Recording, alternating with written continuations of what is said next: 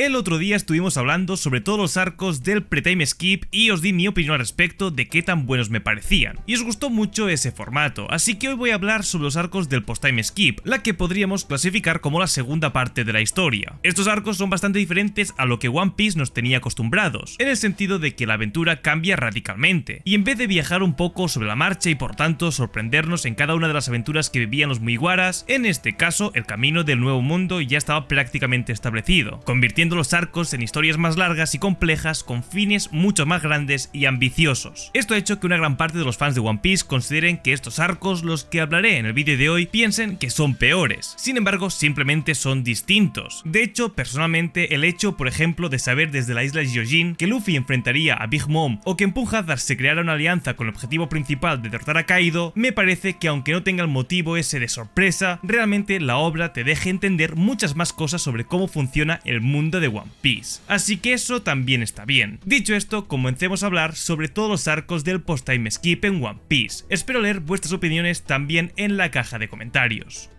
Regreso a Sabaody. Viéndolo en retrospectiva, este arco es bastante vacío, mucho no pasa, pero pongámonos en contexto. Los personajes que conocimos y seguimos durante más de 400 capítulos cambiaron de un día para el otro, o en realidad en 2 años, aunque para el lector sí se siente de un día para el otro. El caso es que hay un cambio inmenso, tanto estético, en habilidades, en personalidades, en casi todos los aspectos relacionados a un personaje. Todo esto cambia, y aún más importante, el universo de One Piece en general, es decir, qué hacen el resto de los personajes, qué cosas cambiaron, los puestos de los almirantes y los Shishibukais. Esto y mucho más se ve en el arco de regreso a Sabaody. No es que se cuente todo de golpe, pero son las preguntas generadas por incógnitas del salto temporal. La mayoría de datos a destacar son detalles meramente visuales, pero hay algunos más tangibles y relevantes, como el cambio de la recompensa de Luffy de 300 millones de berries a 400, o que Brook sea considerado ahora sí como un miembro de la banda. Se suele decir que es un arco de transición, para mí es más bien un arco de engranaje, una pieza que sirve para hacer funcionar las otras, no es que solo sirve para transicionar, también es una manera de empezar con más fuerza el próximo arco, una manera de los Mugiwaras decir que, bueno, que volvimos al mundo. Isla Gyojin.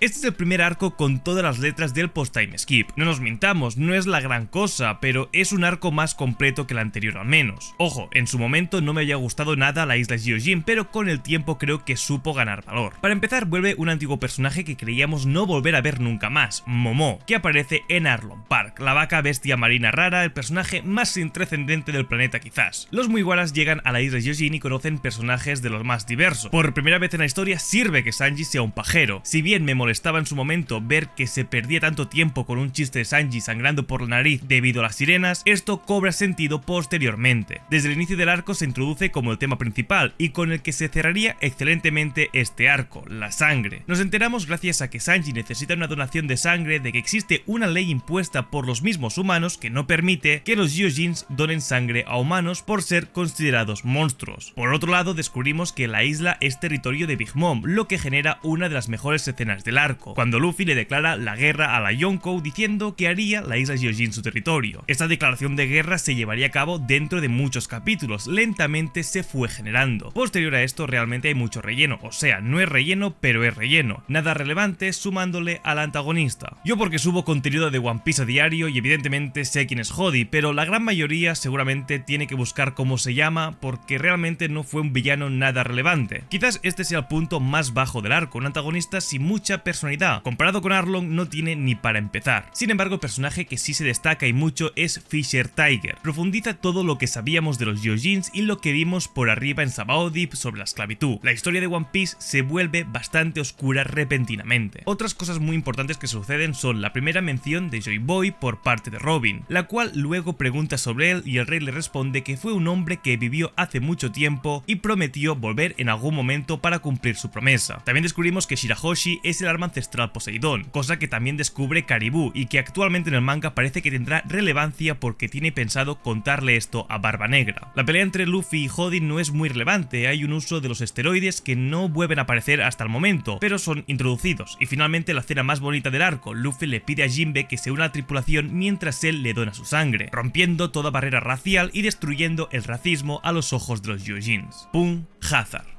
Punjazar es un arco curioso, ni muy querido ni muy odiado. Probablemente el motivo principal para odiarlo sería su ritmo, y sí, es un punto valioso, pero también hay que entender que no se puede rushear un arco que está cargado con tanta información, pues enumeremos para entrar en contexto. La pelea entre Akainu y Aokiji. Si bien esto se cuenta en el arco anterior, somos conscientes de lo que significa la magnitud de una pelea entre almirantes en Punjazar, la isla donde dicha pelea tuvo lugar, que dejó como consecuencia una división a la mitad de la isla entera, siendo una parte de fuego por Akainu y otra de hielo por Aokiji. Aparece Kinemon, un personaje que parecía el más intrascendente de la historia, pero con el tiempo vimos que no, completamente relevante en el arco de Zou y mucho más aún en el arco de Wano. Este misterioso samurái está buscando a su hijo Momonosuke, el cual también sería muy importante en el futuro. Law es un nuevo Shishibukai, descubrimos el nuevo título de Trafalgar Law y también el motivo de la obtención del mismo, entregar 100 corazones de piratas a la marina. Se nos presenta al personaje un poco más en profundidad, ya que solo sabíamos lo poco que vimos en Sabaody y Marineford. Vemos sus habilidades, poder y fruta, descubrimos que tiene un objetivo y arma una alianza pirata con Luffy. Conocemos también a Caesar Clone, un personaje un poco payaso, pero que sirve en el arco como villano y será útil para el futuro. Luego pelea con Vergo, un personaje que parecía poco relevante, pero al igual que con Kinemon y Momo, veremos que sí fue importante, sobre todo en la vida de Law. No fue una pelea cualquiera, fue una venganza necesaria para Trafalgar. Por último, Doflamingo, un villano que llamaba mucho la atención en el pasado por su excentricidad y el poco tiempo de aparición que tuvo. Se lució un poquito en Marineford, pero no sabíamos de lo que era capaz. Aquí lo vimos en todo su esplendor destrozando a Smoker, en una escena que sin dudas fue lo mejor del arco, con la posterior aparición de Aokiji, aunque para hablar mejor de Doffy habría que esperar hasta el próximo arco. Cerrando con Punjazar, como vemos pasó de todo, quizás el ritmo no fue el mejor o en su momento no parecía todo importar, como sí vimos en el futuro con la relevancia que ganan Kinemon, Momonosuke, Law, Doflamingo entre otros. Sin embargo es un arco muy necesario, además de un breve descanso de lo que sería un arco con muchísima acción como lo es el próximo,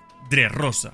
Este es considerado como uno de los mejores arcos del post-time skip, y cómo no serlo, tiene de todo, aunque si hubiera una única cosa a destacar deberíamos hablar un rato largo sobre Don Quijote Doflamingo, el títere de este arco. No solo es el villano con mejor backstory por ahora, esperemos a Imu o Barba Negra, también es un personaje totalmente cruel que sirve para ser odiado. No solo tiene lógica su actuar, sino que también te hiera de rabia, que es lo que tiene que generar este tipo de villanos. Junto a su backstory se presenta a Corazón, un personaje que empieza a ser odioso, pero se gana el cariño de todos muy fácilmente, es un amor de persona. Tiene esa cena con Law que te parte el corazón, su muerte es fuerte y todo lo referido a él es simplemente genial. Todo lo referido al Coliseo no me encanta personalmente, pero sirve para conocer distintos tipos de personajes, ver la ideología impuesta por Doflamingo y, como no, para ver nuevamente a Sabo. Una sorpresa para todos que, como Oda nos tiene acostumbrados, no fue una simple agregado ni nada parecido. Se contaría posteriormente su inmensa relevancia en el ejército revolucionario, el plan para recuperar a Kuma, su falsa muerte en el Reverie, cómo se enfrentó a los 5 ancianos él solo saliendo casi ileso. Es un personajazo. Pasado esto, conocemos la historia de Dressrosa, que diría que es uno de los mejores a nivel de política y argumento, un tanto parecida a Arabasta en cuanto al tema del poder, los reyes, las mentiras instauradas, entre otras similitudes. Por otro lado, seguimos un poco más a Law, vemos su odio a Doflamingo, una pelea contra él, aparece Fujitora, hay un momento bastante épico y se nos cuenta finalmente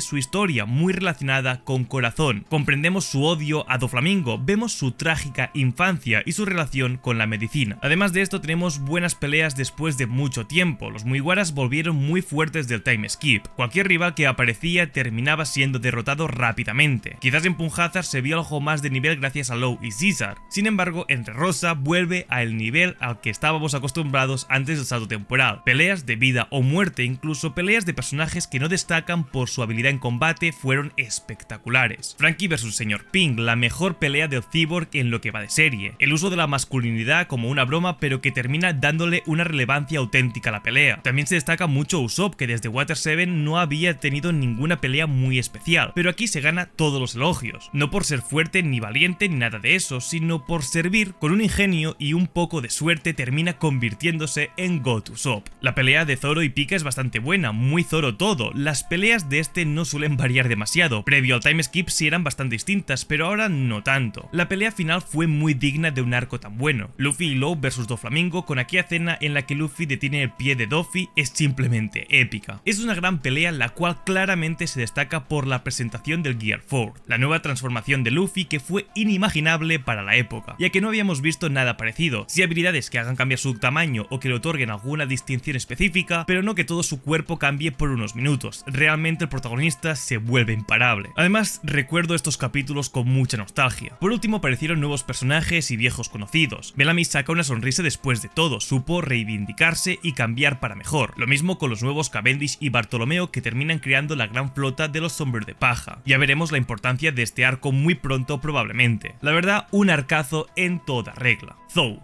es un arco completamente centrado en la trama, no hay muchas peleas y no hay mucha acción, pero sucede de todo. Me encanta cómo Oda nos va preparando siempre para lo que viene. En el final de Dressrosa vemos como Kid, Drake y Apu enfrentan a Kaido, siendo los tres destrozados en un instante, dándonos a entender el verdadero poder de la bestia. En Zou pasa algo parecido, se nos presenta a Jack, uno de los puestos más altos de los piratas de las bestias. Él hace estragos en Zou y parece un tipo imparable, todo para generar esa expectativa que veríamos mucho después en Wano. Lo importante en este arco son los Roa Poneglyph y Raizo. Se detalla la utilidad de los primeros y se cuenta que por qué Raizo es que Jack apareció en la isla. Y sin duda sucede el mejor momento del arco. Los Minks son torturados y atacados por los piratas bestia, destrozando todo a su paso, crucificando a los gobernantes y dejando al borde de la extinción a la especie. Uno como espectador cree que ellos de verdad no saben quién es Raizo, que lo que menos quieren ver es a personas de Wano, pero cuando aparecen Kinemon y Kanjuro todo cambia. Los Minks se arrodillan ante ellos y les dicen que protegieron a Raizo como estaba planeado, dejando una muestra de la lealtad enorme que tienen ellos. Un momento genial. Por otro lado, conocemos a Zunisha, descubrimos que está siendo castigado por un crimen que cometió en el pasado y por eso debe vagar por el resto de la eternidad. Solo Luffy y Momonosuke pueden comunicarse con él. Otro dato importante es que Zunisha conoció a Joy Boy. Ya veríamos que en futuros arcos mencionarían esta relación nuevamente. Todo lo que vemos en Zou va a ser clave principalmente para Wano, cómo funciona este país, el concepto del Shogun, la familia Kozuki, la alianza entre estos, los Minks, Luffy y Law para pelear contra Kaido, entre muchas cosas útiles para este arco. Pero también se gesta el próximo arco, Whole Cake, con la aparición de Bege, el cual busca llevarse a Sanji a la boda de una de las hijas de Big Mom. Whole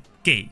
Whole Cake es un arco un tanto polémico, no querido por muchos, pero no me pueden negar que pasan muchas cosas. Es el arco de Sanji, sí, aún más que el para ti, porque aquí lo vemos de una manera mucho más enternecedora. Lo que vimos hace mucho tiempo en East Blue es una gran situación que el cocinero vivió, pero esto no es toda su persona, es principalmente su relación con la comida y con el resto de los individuos. Mientras que en Whole Cake lo vemos de una manera mucho más dura aún, porque no fue un solo evento que vivió, fue la vida entera, una relación conflictiva con sus padres y hermanos, la discriminación y el sentirse menos que le hacían sentir todo el tiempo. Por eso es tan importante para querer a Sanji este arco, porque una vez que conocemos todo lo que pasó, vemos cómo él decide dejar de lado la tripulación para intentar protegerlos, incluso llegando a pelear con Luffy, que a pesar de estar abatido, nunca dejó de buscarlo. Un momento espectacular por ambos lados que sucede. Posteriormente vemos algunos momentos épicos, como el enfrentamiento de Brook a Big Mom, uno de los pocos momentos que tiene Brook post time skip. Realmente se destaca mucho. También la relevancia de Nami en cuanto al liderazgo que toma, casi como el segundo mando en momentos, y como no destacar la pelea entre Luffy y Katagot. Quizás una de las mayores polémicas en este arco, si fue o no fue justa la victoria de Luffy. Probablemente haya sido la pelea más difícil que hemos visto en este vídeo, pero yo personalmente sí la considero justa. Muy probablemente Katakuri podría haber vencido a Luffy si quería, pero fue más fuerte sus ganas de ser justo en la pelea que las ganas de ganar. Él no quería la victoria a como diera lugar, quería que gane el mejor. Al ver que estaba ganando de manera un poco injusta, prefirió poner las cosas más igualadas, cosa que terminó perjudicándolo, pero no sucedió esto porque sí, tiene su justificación en la manera de ser el personaje, por lo que creo que fue una pelea justa, además que fue muy entretenida, no como otras que vimos en este arco, porque sí, hubieron peleas muy buenas, pero uff, qué aburrido fue para mí al menos la pelea contra Cracker. Quizás el mayor problema de Whole Cake es lo lento de su inicio. No se entiende muy bien hacia dónde va, pero una vez que empieza solo va mejor. La resolución del conflicto de Sanji es muy buena. Nos da lo que creo que es una de sus mejores escenas, con la frase "quiero volver a Sunny" entre lágrimas. Su relación con Pudding también fue otra cosa a destacar. Tiene una escena particular que te rompe el corazón. Por otro lado, otro muy guara que destaca mucho es Jinbe. Con un momento magnífico renuncia a la tripulación de Big Mom, Mom. Esta le dice que si quiere irse debe pagar con su vida, lo cual Jinbe acepta con una valentía suprema. Cuando Big Mom intenta materializar el alma del Gyojin, esto simplemente no sucede porque Jinbe no tiene miedo. En sus palabras, alguien que se une a la tripulación del futuro rey de los piratas no debe tenerle miedo a uno de los 4 emperadores. Oda derramando arte. El Leveling.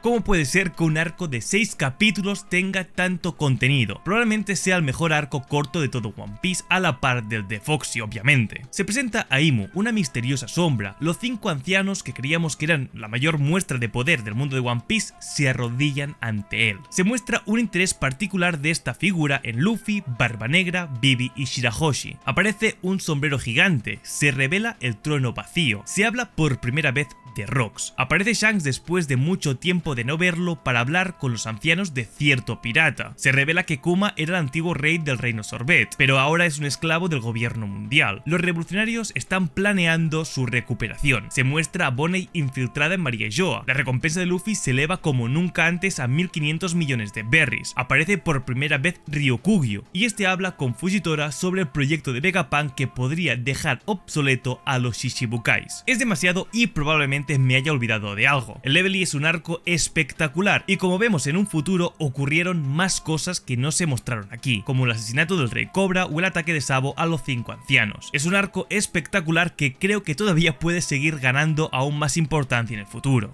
Wano. ¿Qué decir de Wano? Es el arco más largo de todo One Piece, quizás el que más lore introdujo también. El arco es como un antes y un después de todo. Creo que la muestra más clara es el estilo de animación que le dieron en el anime. Hasta en estos detalles quisieron mostrar que esto iba a ser distinto. Se siente como un punto y aparte durante sus 149 capítulos. Otra cosa muy particular fue el hecho de separar todo en actos, quizás hecho para que no se sienta tan pesado. Después de todo, no estamos tan acostumbrados a estar en la misma isla durante tantos capítulos seguidos. Todo lo que sucede en Wano se plantea con el fin de que odiésemos a Kaido. No sabíamos mucho de él, además de que es muy fuerte. Sin embargo, durante todo Wano vemos cómo los ciudadanos de la isla sufren injusticias por culpa del pirata. El primer acto sirve como una clara introducción, ver que estaban haciendo los Mugiwaras que ya estaban ahí, como Zoro, y también ver la diferencia de poder entre Luffy y Kaido, ya que en el enfrentamiento que tuvieron el protagonista no pudo hacer absolutamente nada. Conocemos un poco más sobre la familia Kozuki. Cuentan que viajaron en el tiempo, algo muy peligroso para tocar. En general,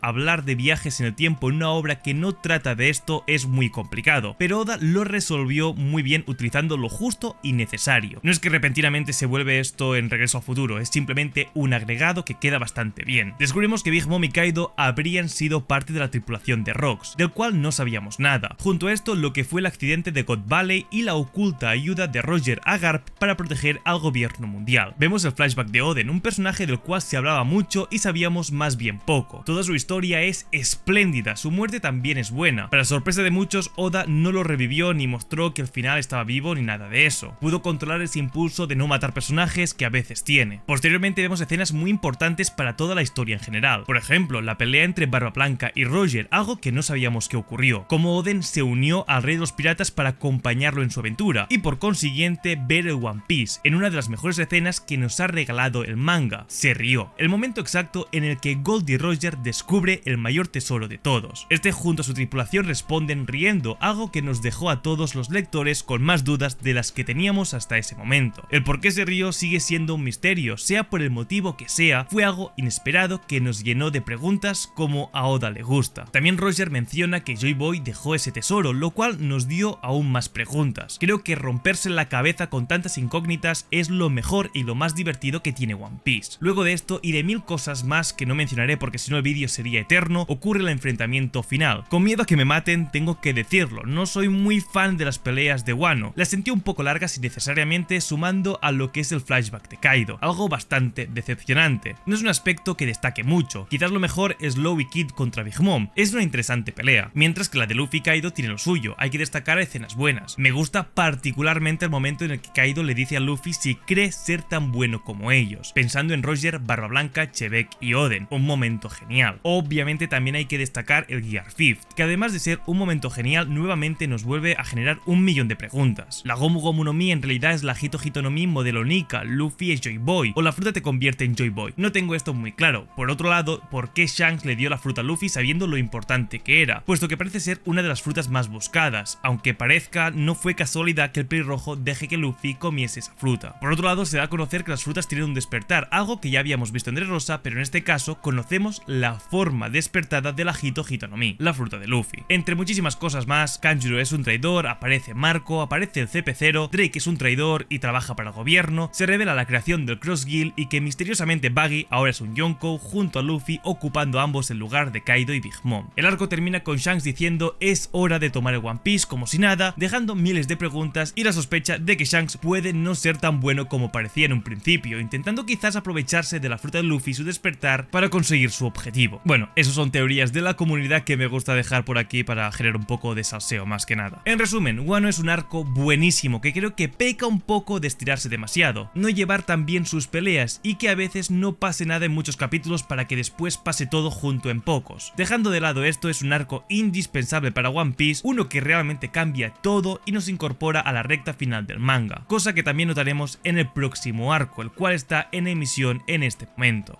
Egghead. Un arco que parecía ser raro y de simple transición, pero todo está volviéndose una locura. Previo a la aparición de los Mugiwaras en la isla, vemos varias situaciones importantes. Primero, Barba Negra está a punto de matar a Boa Hancock. En el medio busca interponerse Kobe buscando la paz, mientras que también aparece Rayleigh. Un caos inmenso en Amazon Lily, mientras que por otro lado el reino de Lulusia desaparece de un momento a otro, con Sabo del ejército revolucionario presuntamente ubicado ahí. Luego de esto también conocemos el caso de Law y Kid, los cuales tuvieron el infortunio de toparse con Teach y Shanks respectivamente. Law quedó muy mal herido pero fue salvado por Beppo, mientras que Kid parece haber caído completamente derrotado en manos del pelirrojo, que acabó con toda su tripulación en un instante. Quizás esta banda es la que más al borde de la muerte está, aunque conociendo a Oda dudo que caigan tan fácil. Luego de esto, la llegada de los Mugiwaras a Egghead se destaca por la introducción de un personaje mencionado durante mucho tiempo, que a pesar de esto nunca habíamos visto, el Dr. Vegapunk, el hombre más inteligente del mundo. Además de contarnos sobre su vida, su relación con el gobierno, experimentos, entre otras cosas, se destaca la historia de Kuma y Bonney, la cual también es una gran protagonista de este arco. Todo lo que sucede en relación a ellos es espléndido. Kuma tuvo un pasado durísimo, sufrió de niño, perdió a sus padres, de adulto pierde a su esposa, la cual lo último que le deja es a su hija Bonney. Si bien se hace cargo, complicaciones hacen que no puedan vivir en paz, ella con una enfermedad que no le permite ver el sol y él siendo un esclavo del gobierno mundial. Conocemos el por qué se convierte en una máquina a la orden del gobierno, duda que teníamos desde Thriller Bark. Luego de contar esto y ver algunos momentos emotivos, todo explota, aparece el CP0, los marines, hay una booster call, los almirantes y cuando parecía que iba a ser una pelea imposible para los protagonistas, aparecen los 5 ancianos, por primera vez en toda la obra los vemos actuar, cosa que también nos genera muchísimas preguntas y casi ninguna respuesta. Vegapunk muere entre comillas, lo cual genera una transmisión mundial que va a dar un mensaje que cambie el mundo. ¿Qué coño está pasando en Egghead? Tendremos que esperar porque parece que faltan algunos capítulos para que termine este arco, pero sin dudas hasta ahora es un arco único, como seguramente lo sean todos los que quedan. Hay poco tiempo y muchas preguntas por resolver. Todo lo que Oda construyó en los capítulos previos tiene que tener una respuesta en un futuro no tan lejano, porque sí, estamos en la recta final de esta historia. Y así termina esta segunda parte de esta miniserie de 2 capítulos donde hemos estado hablando de todos los arcos de One Piece. Son vídeos exageradamente largos de hacer porque bueno, requieren de mucha información y por ello os invito a que os suscribáis, la gente que me ha conocido por esta miniserie. Aquellos que habéis entrado en este vídeo por primera vez, os recomiendo eso, que os suscribáis, que dejéis un like y sobre todo un comentario, y poco más os tengo que decir. Muchas gracias por todo, se vienen cositas épicas y nos vemos en próximos vídeos. Hasta la próxima, adiós.